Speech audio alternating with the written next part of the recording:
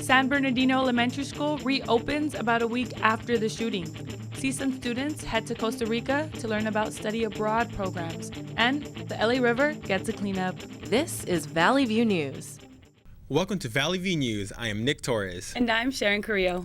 North Park Elementary has reopened a week after a deadly shooting on the San Bernardino campus.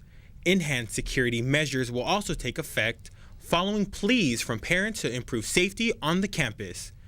The visitor restrictions come after Cedric Anderson, the estranged husband of special education teacher Karen Smith, entered the school and killed her and an 8-year-old boy. The superintendent for the school says teachers and staff expressed a desire to resume classes. The district encouraged its employees to wear red in solidarity. A gas leak at a construction site on the USC campus triggered the evacuation of the 7-story business building. USC officials asked students and staff to avoid Alcazar and Soto streets near the Health Science campus. The gas leak was reported to be on the main campus. For nearly 30 years, the Friends of the Los Angeles River, or FOLAR, has been devoted to restoring the LA River's natural habitat. For this year's Earth Month, the organization is expecting thousands of volunteers to help clean the LA River. Valley View reporter Jordan Williams has more. From barbecue pits to deteriorated mattresses to just plain trash. You name it, and volunteers were picking it up. Hundreds of people showed up to the first Saturday of 3 for this year's Friends of Los Angeles River cleanup. Volunteer Juan Andrade believes cleaning the river has a big effect on the larger community. It's not Los Angeles, it's for everyone. You know, all this trash that gets washed up in here gets washed up to the ocean, so that helps, helps the wildlife in the ocean. CSUN student Nicholas Part believes that volunteers are making a difference, but thinks people should focus more on a large-scale solution. It also makes me think of like the plastic bag ban. And I think that might be a step in the right direction, maybe not necessarily the solution to this problem. FOLAR's Vice President Shelley Backlar says the cleanup is a fun get-together. It's like a work party. Literally, we've got live music. We've got people from all over the place coming today. We had over 800 people pre-registered. That's a record. FOLAR Chairman M.K. O'Connell says it's important for people to care about the river. This is a great public asset, and it cuts right through the center of the city. It's not the beach all the way on the west side. It's not the mountains all the way on the sort of north or east. Once all the trash was gathered, it was sorted into many categories like cigarette butts, paper, clothes, and some unusual, bulkier items. Shopping carts were one of the more commonly found pieces of trash at this year's Los Angeles River cleanup. In Balboa for Valley View News, I'm Jordan Williams. Metro will start charging riders $3 to park at the North Hollywood and Universal City Red Line. Metro says the problem was that non-commuters have previously used the lot for free. Parkers will need a valid tap card and have to enter their license plate number at the machine in order to verify that the payment was received. The fee will cover parking for 24 hours, and a $53 citation will be issued for those who fail to pay. The Department of Motor Vehicles is investigating illegal parking reserved for the disabled. In the last 3 years, the state agency handed out nearly 2,000 citations. DMV data shows that number is increasing every year. DMV Commander Randy Vera said it's not uncommon for people who are caught to say the disabled place card belongs to a spouse. The owner of the place card must be in the car when it's parked.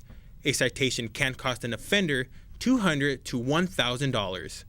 Hundreds of people gathered to raise funds for families with 6 children at the annual Walk for Kids event in Orange County. Valley View News reporter Jennifer Montiel has a story. Whether it's on foot or on wheels, the walk provides support to families with 6 children. Annie Benani is a volunteer for the Ronald McDonald Foundation. It's early, but it's worth it, and everybody is so sweet. The walk is more personal to some than others. This is our 6th time coming. About 6 years ago, our daughter was at Chalk for 2.5 months. She has a stomach condition, and Chalk took really good care of her. They made us feel comfortable. Many families with labeled t-shirts and colorful accessories come to represent their loved ones. We came to support my aunt's son that passed away, and she was at the Ronald McDonald's house for quite some months. The Ronald McDonald Foundation expects to fundraise around $300,000 this year. 810 people attended today. I am Jennifer Montiel in Anaheim for Valley View News. San Diego's Chicano Park has a new mural that has people talking. The mural shows a worker sending money back to his family in Mexico while being strangled by two hands. One hand represents the U.S. Immigration and Customs Enforcement, and the other represents Mexican government officials. Some people say the mural is offensive and anti-American.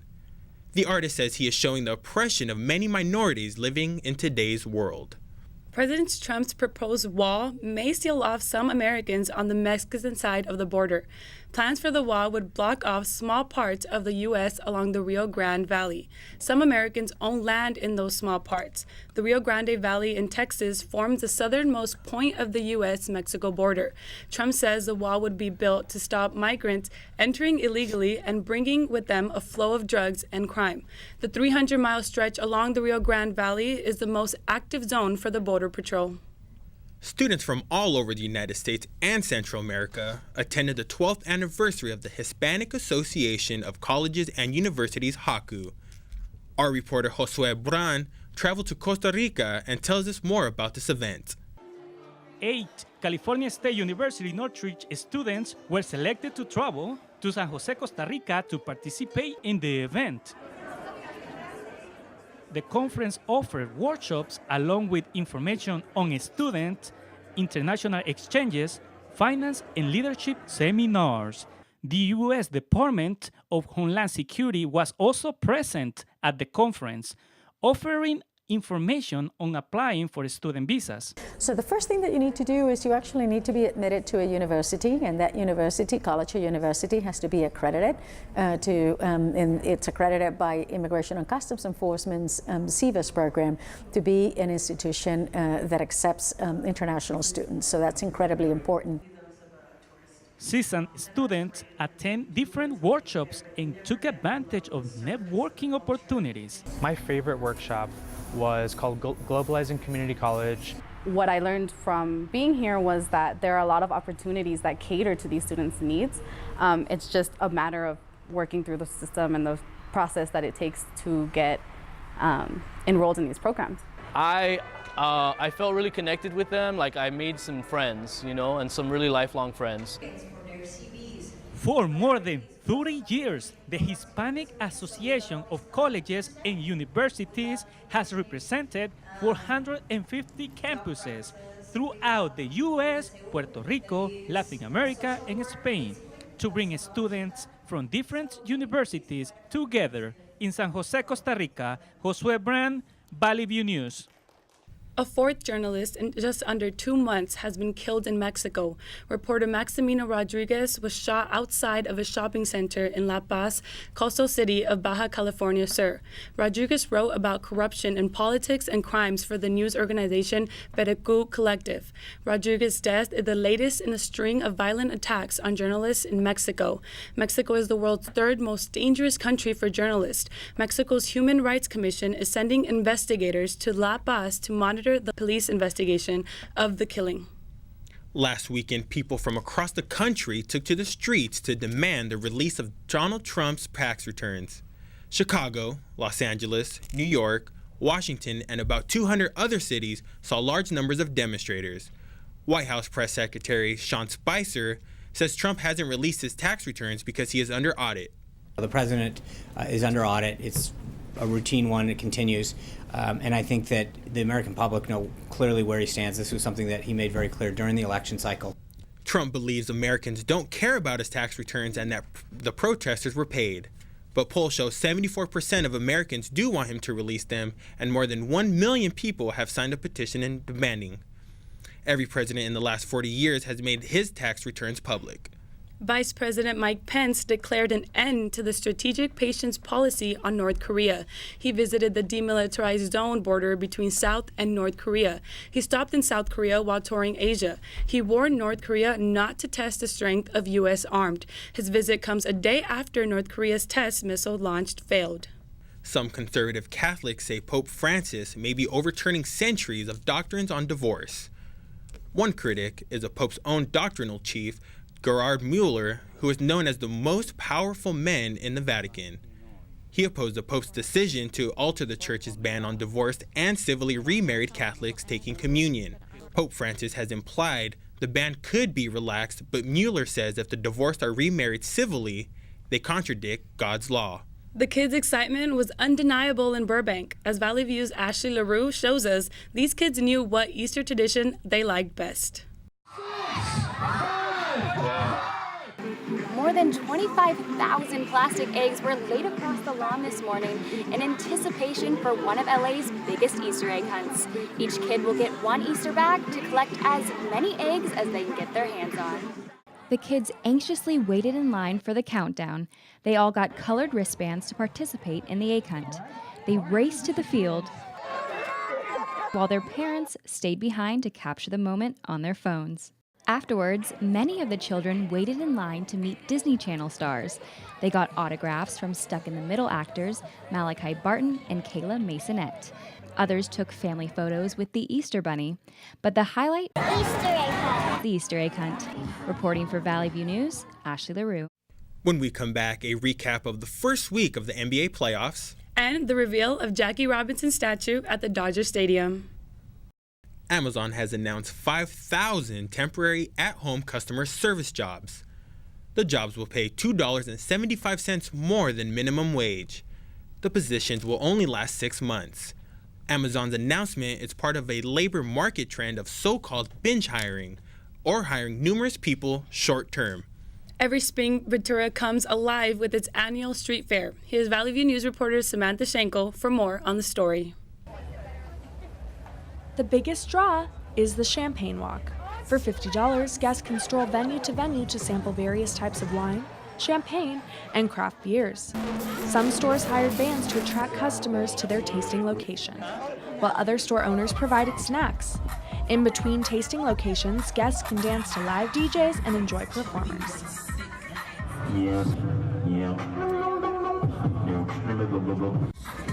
Deborah Stevens enjoyed herself. Oh my gosh, just the festivities, the sampling of the tastings, the different types of champagnes, and niblets. The Champagne Walk is not a stroll in the park for everyone. Security guard Terry Chemnitz says that most of the problems here are caused by a full bladder. The craziest incident was people cutting in line trying to go to the bathroom. In addition to the Champagne Festival, Ventura hosts a number of other similar events. Ricardo says he attends as many as he can. Ventura County is the best. They have an awesome beer festival every year, California Beer Festival, excellent to come to. They have so many people here. Downtown Ventura will also be hosting a tequila and taco festival in July. This is Samantha Schenkel in Ventura for Valley View News. Now let's go to Eric K. back on the latest in sports. Thanks, Nick. The Los Angeles Dodgers unveiled a statue of Jackie Robinson outside of Dodger Stadium on Jackie Robinson Day. Robinson's statue is of his signature moment, sliding and stealing home plate. The statue is on the reserve level on the third base side, the most trafficked Dodger entry. Recently retired Dodger broadcaster Vin Scully, new Laker president Magic Johnson, and baseball icon Frank Robinson were just some who were in attendance. Dodger president and CEO Stan Kasten says he's planning a whole series of statues honoring Dodger greats, and this is just the first. The Los Angeles Defenders played in Game 3 of the D-League Western Conference semifinals against the Rio Grande Valley Vipers. The Defenders came out flat, and the Vipers came out hot.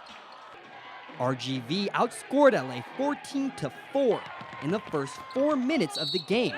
The Defenders shook off their bad start and did all they could to keep their season alive. They battled back late after trailing by 19 in the second quarter. Vanderblue led the way with 29 points. David Nwamba added 26. Along with them, guard Josh Majette finished with 30 points, 14 assists, and 5 three-pointers.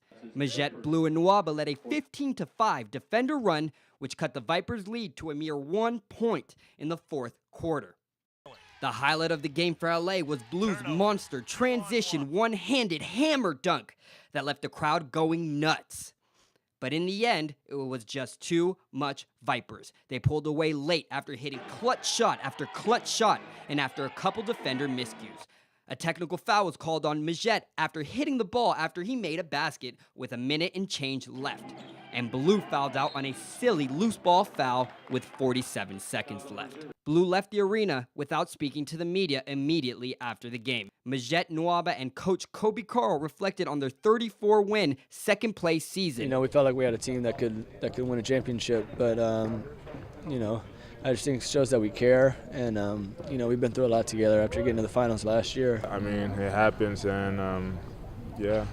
I mean, we're all going to keep in touch, and I'm glad, you know, great group of guys that I met. We had a group of guys that deserve call-ups, and so that's something that, you know, that's definitely a reflection that I'm going to have and try to get better at. Former NBA coach George Karl was in attendance to watch his son Kobe coach the Defenders. Laker coach Luke Walton was in attendance again to watch Nwaba play. The Lakers recalled him immediately for the remaining 2 games of their season.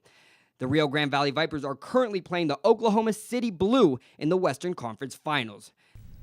Now, the Boston Celtics and the Chicago Bulls played in Game 1 of their best-of-7 first-round series this past Sunday. Celtics All-Star Isaiah Thomas played with a heavy heart. His 22-year-old sister, China Thomas, died in a car accident in their home state of Washington. And we'll pick up the action late in the third. Isaiah and 1 to get Boston the lead at 4. But we move to the end of the third. Now Jimmy Butler with 2 threes that sealed the game for the Chicago Bulls. And they went on to win this game 106-102 to steal Game 1 in Boston. Before they played this game, Boston held a moment of silence for Thomas's sister, China. Thomas played Game 1 with R.I.P. Lil Sis and I Love You written on his shoes. The Houston Rockets and the Oklahoma City Thunder played in Game 1 of their first-round playoff series.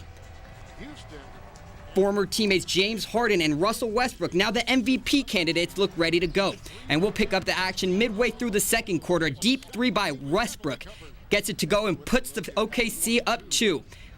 And now, late in the third, James, can I have this dance? Ennis, gets by him with the layup. Too much sauce, he's cooking now. And we'll move to late in the fourth quarter now. It's a 25-point game. Step back, patent 3 for Harden, gets it to go, and they win 118-87. James Harden looked like the MVP in this one, finishing with 37 points, 9 rebounds, and 7 assists. Westbrook had 22 points and 11 rebounds to lead the Thunder. And that's all for sports. Now back to you. The Hispanic community in Huntington Park hosted its 24th annual Spring Carnival. Michael Ramirez has the story. The carnival featured rides, plenty of food, drinks, and live music. Thousands attended the festival, many with their families. Elia Aguilar came with her husband. What I've done so far, I ate a funnel cake, I went in the shooting range, the basketball. One of the biggest challenges was touching a snake. Some were brave, others were not. Ricardo Pineda was one of the few men that was not scared. Why not? It's a nice pet, it's beautiful, I like animals. It was nice, I never felt a snake on me before, so it was cool. Besides all the delicious food, games, and animals, there was a health center for people to check their blood pressure. Moises is the director of the health clinic. This event is for the Hispanic community, which unites and helps us learn more about our culture. The Spring Carnival was one of many events that the city of Huntington Park will host this year. Michael Ramirez, Valley View News. When we come back, we'll take a look at Coachella's first weekend. And Prince Harry opens up about his mental health after his mother's death. In Atlanta, a 5-year-old boy died after getting caught between a table and a wall in a rotating rooftop restaurant. The boy was at the Sundial restaurant with his parents. The restaurant rotates to give people a panoramic view of the city. Police say the child became caught in a 4 to 5 inch space as the floor moved. Although the floor automatically stopped as it's supposed to when something gets caught, the boy suffered serious head injuries and was taken to a hospital where he later died. More and more crimes are showing up on social media. Last week, in Cleveland, police say Steve Steffens committed a homicide and posted it on Facebook. Police say Steffens shot a 74-year-old man after a fight with a girlfriend. Last month in Chicago, 6 people raped a teenage girl and streamed it live on Facebook to some 40 people, none of whom called the police. And earlier this year in downtown Los Angeles, an aspiring actor committed suicide in his car after threatening to kill himself on Facebook Live. A 36-year-old man was arrested on suspicion of stealing hundreds of phones at Coachella. Authorities say victims helped police track down the thief by using the app Find My iPhone. Officials say the suspect had more than 100 phones in his backpack. Some were returned to their owners and others were turned into the lost and found. The suspect faces grand theft and possession of stolen property charges. Let's now head to Julia Espinoza for the latest in entertainment. Thank you. The annual Coachella Music Festival featured Radiohead, Lady Gaga, and Kendrick Lamar. Lady Gaga premiered her new song, The Cure, during her Saturday performance last weekend, but it was Lamar who surprised the crowd. He performed from his newest album, Damn, just 48 hours after it was released. The festival is continuing this weekend and is expected to generate $90 million in revenue. Prince Harry opened up about his pain nearly 20 years after his mother's death. Harry revealed he was very close to a complete breakdown on numerous occasions and endured years of chaos after Princess Diana was killed in a car crash. However, it wasn't until after his brother Prince William and others told him he ought to seek help that he finally did. The prince was just 12 years old when his mother died. An investigation following the death of Prince found prescription medications, including opioids, throughout his house in Minnesota. The opioids were under the name Kirk Johnson, his longtime friend and estate manager. Documents reveal that a doctor agreed in prescribing the pills under a different name for privacy. Medical examiners ruled his death an accidental overdose. But authorities say their investigation continues. Now back to you. Sun's out, corgis out. The stubby four-legged dogs took over Huntington Beach. Valley View News reporter Susanna Guzman caught up with her furry friends. Corgis and other dogs are on their way to a day full of adventures. But this day is set aside for corgis. It's Corgi Day at Huntington Beach. The day began with a talent contest where corgis showed off their cool tricks. The crowd's favorite was Napoleon, who performed a variety of moves.